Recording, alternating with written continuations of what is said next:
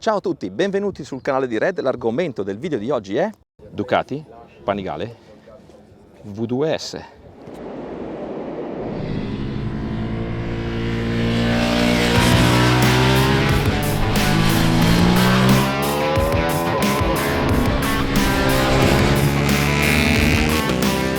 Questa volta parto dal peso e dalla constatazione che la nuova Ducati Panigale V2 è la Panigale più leggera di sempre.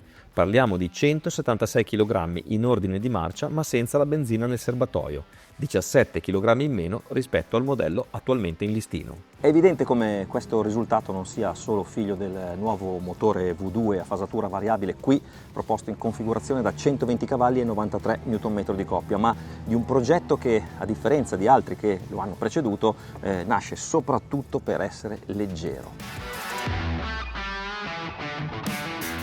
Il motivo? Semplice. La vecchia Panigale V2, pur con le dovute ottimizzazioni, è un progetto che parte dalla 1299 per poi scendere di cilindrata, portandosi dietro dimensionamenti e quindi pesi da cilindrata superiore. Lo stesso possiamo dire di un altro bicilindrico Ducati, il testa stretta 937, a sua volta una riduzione del motore testa stretta 1200. Il nuovo V2 invece nasce medio, pesa solo 54,5 kg e per questo tutte le moto che lo montano e lo monteranno possono beneficiare di un alleggerimento generale. Se per le sue caratteristiche la Panigale V2 finora in commercio era una moto che ballava da sola perché di fatto non era confrontabile con la concorrenza, la nuova moto si inserisce di prepotenza nel rinato segmento Super Sport, in cui si sono già piazzate e o si piazzeranno Honda CBR 600RR, Kawasaki Ninja ZX-ir 636, Yamaha R9, CF Moto 675 SRR e KTM 990 RCR. Se andiamo a leggere con attenzione i dati, è chiaro come Ducati questa volta non abbia puntato sulla pura potenza, quanto sull'efficienza del mezzo in generale. Un cambio filosofico, se vogliamo, ma che porta al medesimo risultato, essere i più veloci di tutti. Tra le moto che vi ho appena elencato, la nuova Ducati Panigale V2 con i suoi 0,98 cavalli chilo è quella con il miglior rapporto peso-potenza e, come mi sentite spesso dire, se la potenza e la coppia ovviamente vengono buone in accelerazione e velocità massima, il peso basso aiuta in tutte le situazioni della guida: accelerazione, frenata, cambi di direzione e percorrenza. Anche l'approccio scelto per la ciclistica spiega bene perché la nuova moto è così leggera. Sulla Panigale V2 il motore lavora come elemento stressato, un classico di Ducati. Al bicilindrico sono fissati direttamente il forcellone e le pedane, mentre il cannotto di sterzo è collegato al V2 tramite il cosiddetto front frame in alluminio, come sulla V4. E se cercate similitudini con la vecchia Panigale capirete che anche la ciclistica parla proprio un'altra lingua. Più lungo l'interasse, più chiusi l'angolo cannotto e avancorsa, diversa la distribuzione dei pesi. Manca qualcosa? Sì, manca il leveraggio progressivo. Qui il mono è ancorato direttamente al forcellone. La buona notizia per tutti i motociclisti sportivi però è che scompare finalmente l'odiata misura 180/60 al posteriore e arriva un classico 190/55 e questo consentirà di cambiare modello e marca di pneumatico quando si vorrà, cosa che prima era impossibile. Le pinze sono Brembo M50 con dischi da 320 mm in comune alle due versioni disponibili, cioè Panigale V2 e Panigale V2S, che qui vediamo in prova, e si differenziano soprattutto per il comparto sospensioni. La Panigale V2 infatti sfrutta una coppiata Kayaba-Marzocchi per ammortizzatore e forcella, e la Panigale V2S, che vedete qui che proveremo oggi, si affida invece a Öhlins per entrambi i componenti e anche per l'ammortizzatore di sterzo. In più monta una batteria agli ioni di litio. La V2 è messa molto bene anche a livello di elettronica, è presente la piattaforma inerziale 6 assi e di conseguenza tutta la suite di controlli: trazione, wheel control, regolazione del freno motore e ABS cornering sportivo con funzionalità slide by brake. 4 i radii mode previsti: race, sport, road e wet, tutti personalizzabili. Nuovo anche il cruscotto TFT con formato 16 noni e diagonale 5 pollici, in grado di proporre 3 visualizzazioni possibili: Road, Road Pro e Track. È in grado di essere anche connesso e di offrire la navigazione turn by turn. E adesso saliamo in sella.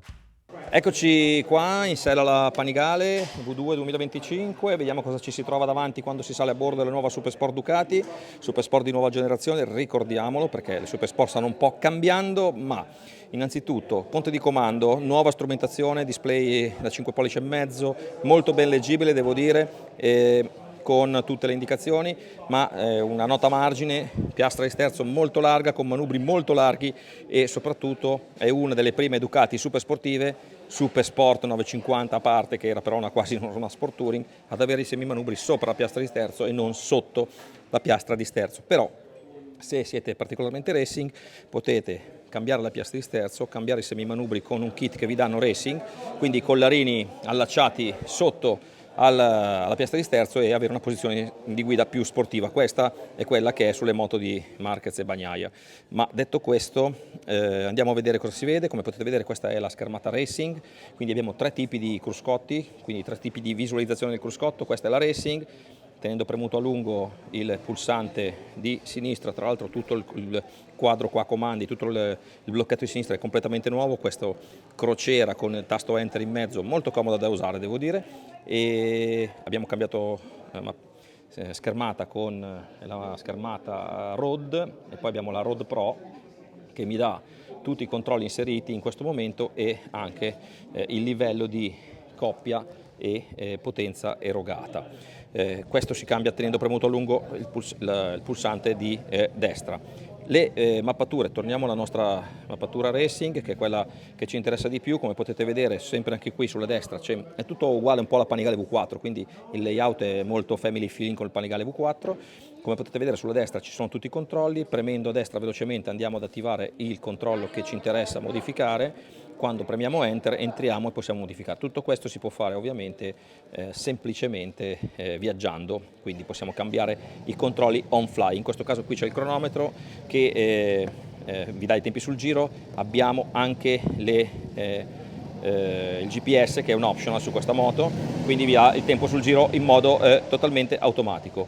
Sul blocchetto di sinistra c'è anche il cruise control, sul blocchetto di destra oltre allo staccamassa anche il pulsantino delle manopole riscaldabili che comunque fanno sempre un po' comodo, ma che comunque è un segnale che fa vedere che questa Ducati ha una certa attenzione anche per chi vuole viaggiare su strada. Per cambiare le mappature semplicemente tasto mode qua sopra sul bloccato sinistro, come potete vedere entriamo nel menu delle mappature, ovviamente adesso siamo fermi, ci sono anche i vari menu di setup, ma quando si sta viaggiando cambia solo la mappatura, quindi diventerà Sport, Road o Wet o Race.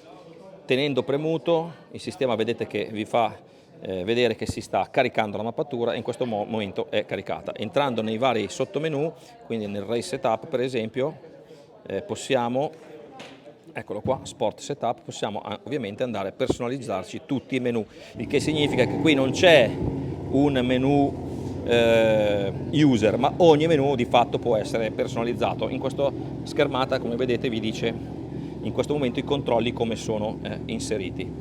Poi ovviamente navigando all'interno del menu si possono andare a modificare le varie schermate, collegare i dispositivi Bluetooth, perché qui si può fare anche questa strumentazione, consente di fare anche il navigatore turn by turn, eccetera eccetera.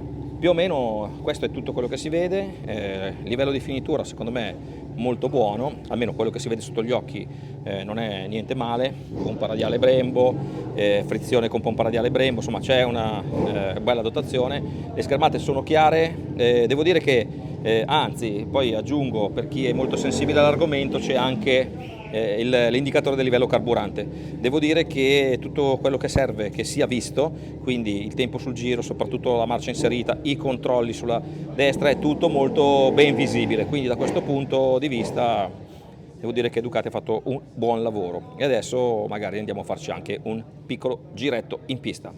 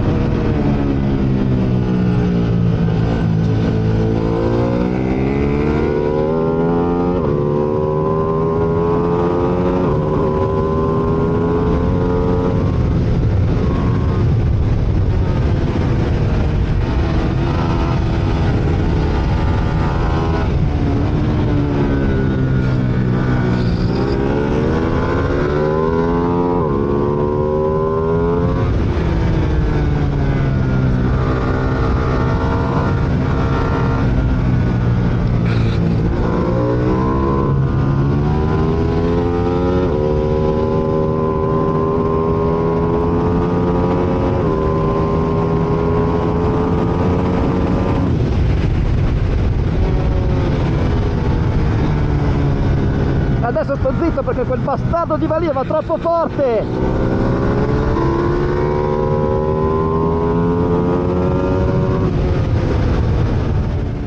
Ok, giornata finita, in una pista veramente bella, ragazzi. Se vi capita di venire a Siviglia e girare su questa pista ve la consiglio, un po' tricky come dicono gli inglesi, quindi da imparare, con tanti scollini ciechi, situazioni un po' critiche che però quando usi una moto come la Panigale V2 diventano un po' meno critiche. Qua dentro con un 1000 ci sarebbe davvero da tribolare parecchio.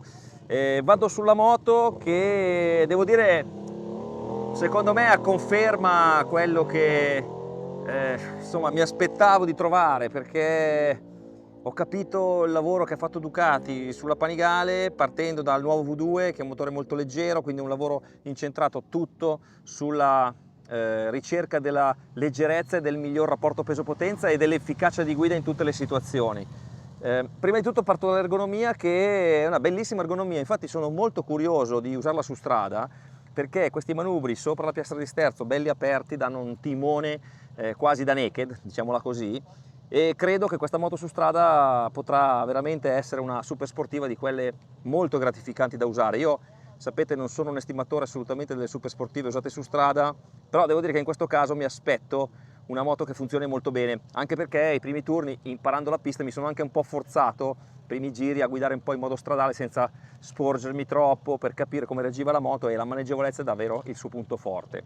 Ergonomia che mi è piaciuta per la triangolazione, per il manubrio che vi ho già detto, e anche per la posizione delle pedane, che non toccano a terra mai. La luce a terra questa moto ce ne ha davvero tanta, ma se non avesse tanta luce a terra probabilmente non sarebbe nemmeno una Ducati. E soprattutto nella parte qua dove c'è la curva dello scarico, dove in un certo senso mi aspettavo di toccare con lo stivale, e io ho un 44, insomma una bella fetta, diciamo, e in realtà non mi ha dato nessun fastidio, quindi tutto bene.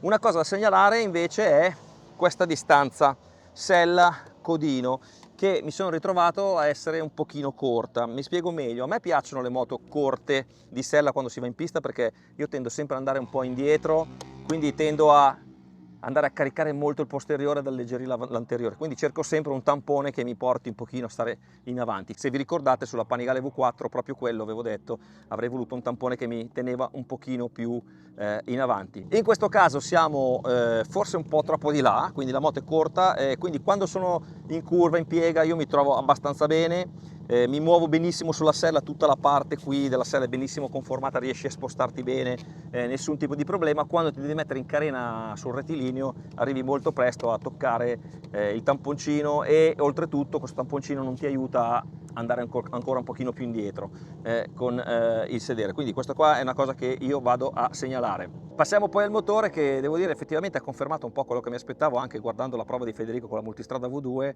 Sono contento che Ducati finalmente abbia pensato a un motore, magari partendo più da un motore giusto per la strada piuttosto che da un motore racing. Mi spiego meglio: c'è tanto tiro sotto, tanta coppia, ti porta fuori dalle curve in un modo davvero molto efficace, un motore che ha dei bassi e medi regimi che adesso possono competere con i migliori bicilindrici anche in linea, magari anche austriaci della categoria, quanto a tiro sotto. Poi in alto ha un buon allungo, ma non è ovviamente paragonabile a quello della vecchia V2, ma secondo me è molto meglio così, perché la V2 la dovevi aspettare un po' troppo, la dovevi far girare un po' troppo. Quando eri su strada la moto non era assolutamente gradevole ed efficace da usare, in pista sì, allungava tanto, però appunto, ripeto, dovevi sempre aspettare che il motore arrivasse nel regime giusto, ma quello era figlio del progetto del super quadro. Qui appena tocchi il gas la moto schizza in avanti, quindi ogni accelerazione fuori dalle curve, quindi hai una bellissima progressione. In alto arriva a girare fino a 11.350 giri, e diciamo che è una bellissima curva di coppia, molto spalmata su tutto l'arco di erogazione, ma soprattutto è quello che viene sotto che è quello che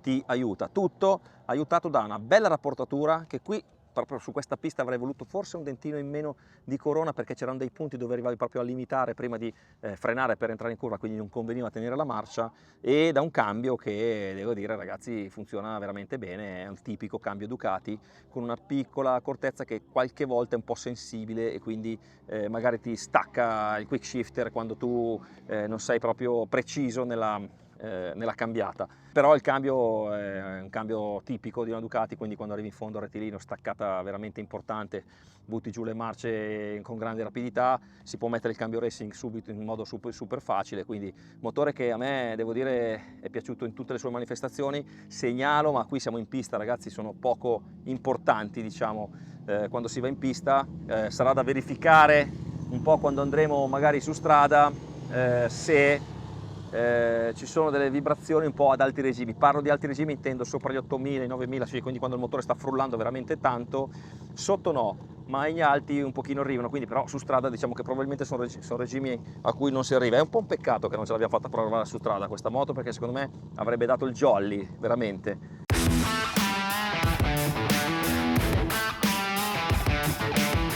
Andiamo al sodo anche della ciclistica. 17 kg in meno non sono veramente pochi, sono molti e io guidando questa moto ho ritrovato molte caratteristiche di una Super Sport, come quando correvo in Super Sport 300.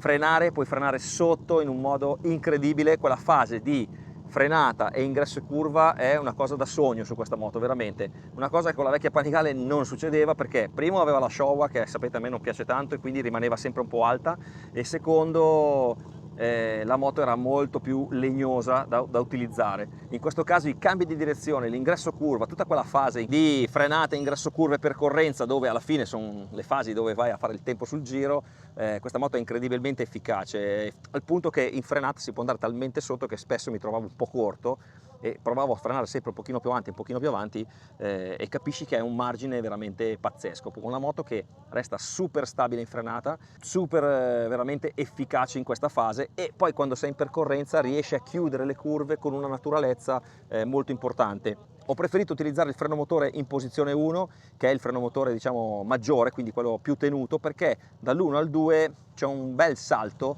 e la moto tende, almeno su questa pista, a correre secondo me un pochino troppo.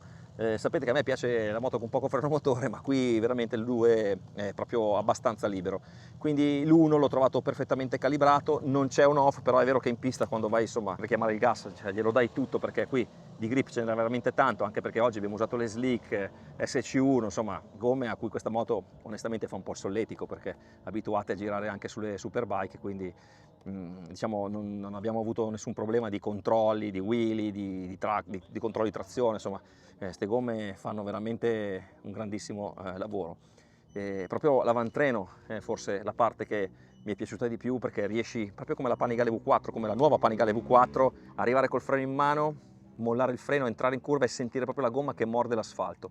Questa cosa qua ti fa facilmente andare forte, soprattutto secondo me se sei meno esperto, perché il più esperto riesce a gestire determinate situazioni di difficoltà, ma chi è meno esperto, quando ha una moto che gli dà un feedback così, riesce a spingersi un po' oltre. Frenata che è di altissimo livello, con una leva che non si allunga di 1 millimetro durante tutta la giornata, frenando veramente forte, ed è una moto questa che ovviamente ti aiuta ad andare forte per tutta la giornata, perché è veramente poco stancante e molto efficace. Quindi per chiudere, diciamo che il punto di forza sicuramente è la fase di frenata, ingresso curva e percorrenza, dove lì questa moto credo che nella categoria, poi proveremo le altre quando arriveranno, abbia comunque ben pochi rivali. Aggiungo una cosa, magari anche un po' provocatoria, è vero, i prezzi, le moto costano tanto, le Ducati costano tanto, e diciamo che uno dei commenti principali è stato: ma c'ha solo 120 cavalli, costa troppo per avere 120 cavalli. Diciamo che le moto non sono prosciutto o carne, non si comprano a chilo, a etto o a cavallo, le moto si comprano perché ci piacciono prima di tutto, e se dovessi dare una quotazione euro a cavallo magari uno può dire che è cara, se devo invece fare una quotazione euro a tasso di divertimento, allora questa moto vi dico non costa tanto.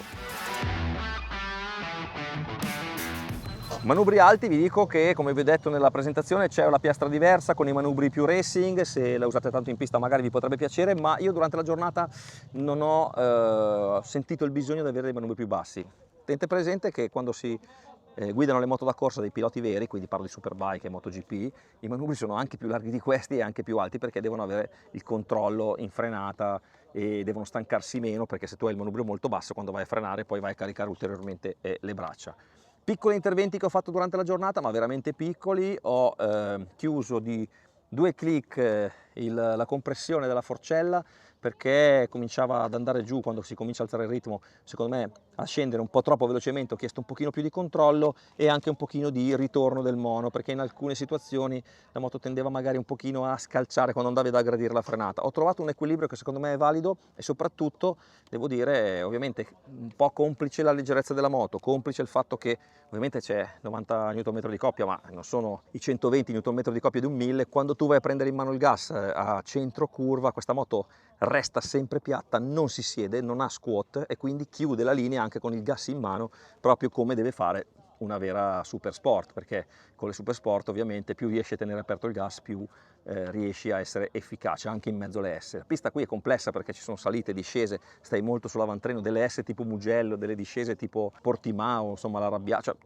hanno fatto un mix di curve veramente interessante e devo dire che la moto risulta essere molto completa da questo punto di vista.